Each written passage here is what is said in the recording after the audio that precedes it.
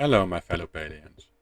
In today's video I'm going to show you how you can rotate basically any item that you can place down on the ground more than 24 times. Yes, you heard me right. More than 24 times. So normally you can only rotate an item 24 ticks until you have rotated a full circle. But what I'm going to show you today allows you to rotate it 6 times more than those 24 times. And what you can do with that, I have a little example here, is to place chairs or even crafting tables on a slightly different angle than the 24 times will allow you. This is a normal angle for 1 tick, and this is somewhere in between that. So just to make this more visual, I've laid out a row of small crates, and all the iron crates I try to put them as close aligned to the grid as possibly can. So this is a normal crate lined out straight on the grid here, and all of these examples are crates that I messed with a bit, so they have slightly different angles, but they are as close straight on the grid as you can get them. And you can do this in 6 different orientations, and if you get to the 7th or the 8th orientation, it will basically repeat the first and the second orientation. So we can remove this because this won't add anything to it. And here's another one, and this is just 1 tick off the grid. So this is normal, and this is 1 tick off the grid. So these are your options, and each single one of them you can rotate 24 times as well. So that is 24 times 6 more possibilities that you have now. How this works? Well, it is very simple. All you need is the Builder's Mind Track 2 and maybe the Builder's Mind Track 1, just because it is easy to work with. It is smaller, but in theory you can also just use 2 of these. This Builder's Mind Track, it's aligned with the grid here on the right side, but not on the left side. It's slightly off. So you can see this crate just won't align with it. So using the group select, when you place this rail on the grid and group select it, it will snap into place. And now this crate is off-centered, off the grid. Well, important thing to note, if you try to move it, normally it will just get back on the grid. So in order to stop that from happening, you place any builder's block next to it, group select it, and then move it. And this way you will see it's still off the grid. It's still rotated a bit differently. And you can rotate it 24 times. So this is just one example, one different rotation, but you can add 5 more by just adding different tracks. The second one gives you a different rotation than the first one did. And to illustrate it, you place down track 1 on the builder's block, group select on the track,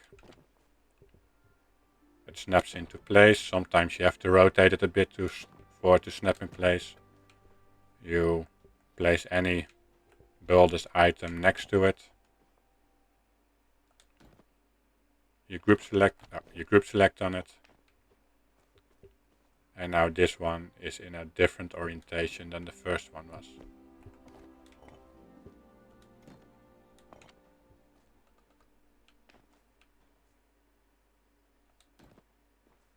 Oh, I removed the wrong one.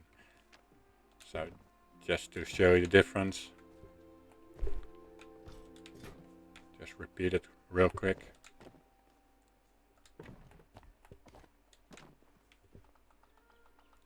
And here I have to rotate it until it snaps in place.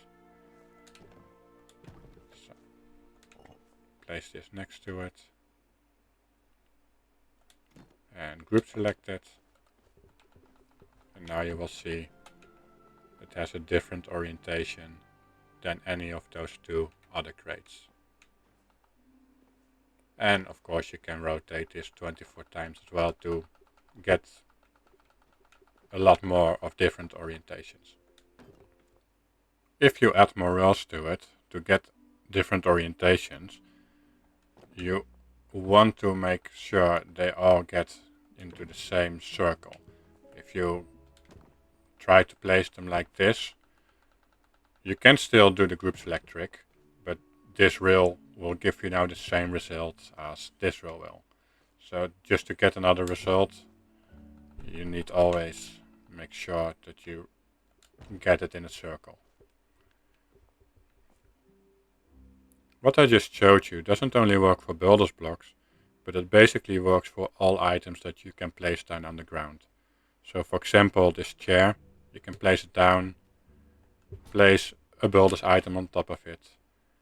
Then I like to place a small builder's crate next to it, since it is nice and small, and you can place the other rail easily on top of it.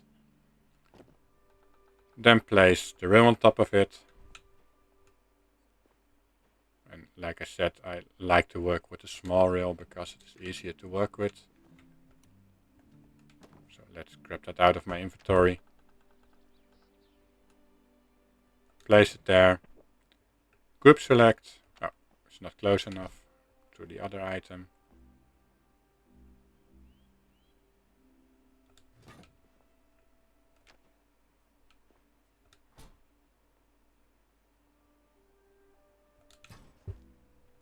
Group select.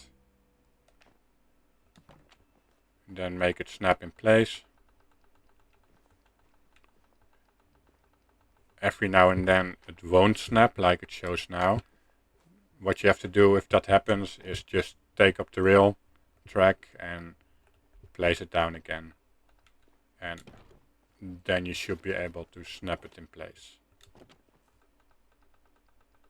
Like it does now. So you take it off. And then you have your chair. And this block as well. On a different angle. I made a mistake to select it both. You don't do that, you just group select it with another builder's item, like I said before.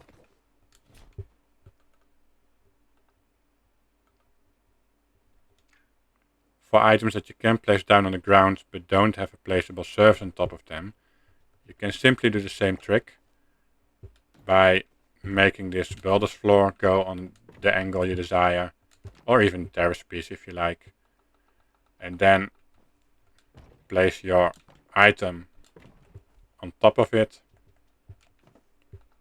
and then just put your builder's floor back on the ground normally, and you will see this will have a different angle than this other item will have. And you can place this down anywhere where you like. And the terrace piece you can also use for if you want to do a lot with landscape, or if you want to place an item on top of this surface that you cannot place down on the builder's floor, like trees or fence posts. So the terrace piece works for that fine as well.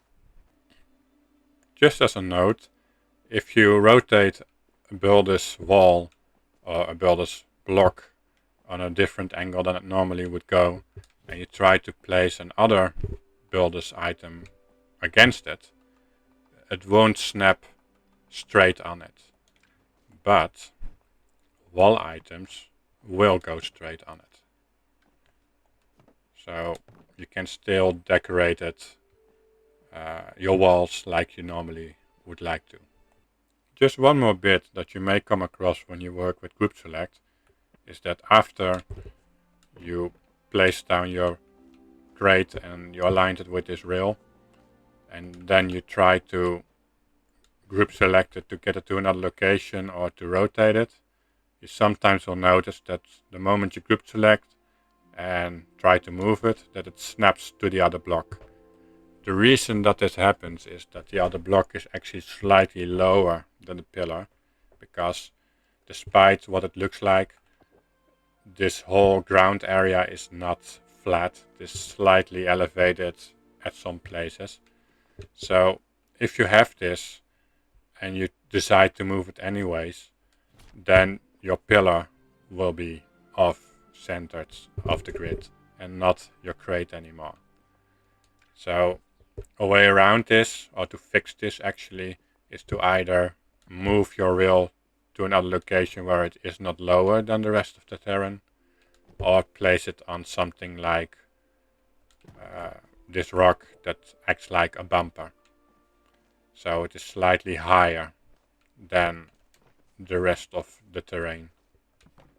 And to demonstrate what it will look like, because when you do it like this with a bumper, your block will end up to be floating slightly off the ground. So this won't be the best option for all use cases. But now if you place it next to it and group select it now, you will see that it doesn't jump to the crate. And you can still use it like I showed you before. And of course, like I mentioned, putting it on another location might work as well.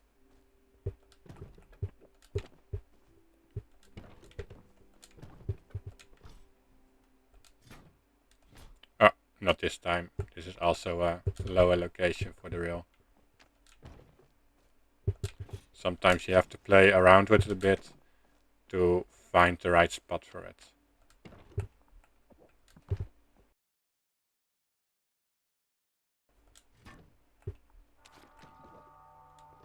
So, now it worked. So this is leveled with this block now. So like you see, sometimes you need to find the right spot for it. And other times, like in the beginning of this video, I just got it right the first time. This is the end of the video, but before I say goodbye, I want to thank the Lillian Games for the 1-cup technique, and a Tiny Dragon for all his work with the group select function. Without their work and without my own testing, I wouldn't have been able to figure all of this out on my own. So big thanks to both of you. Well, this was the end of the video. I will see you next time. Have fun with this. Bye.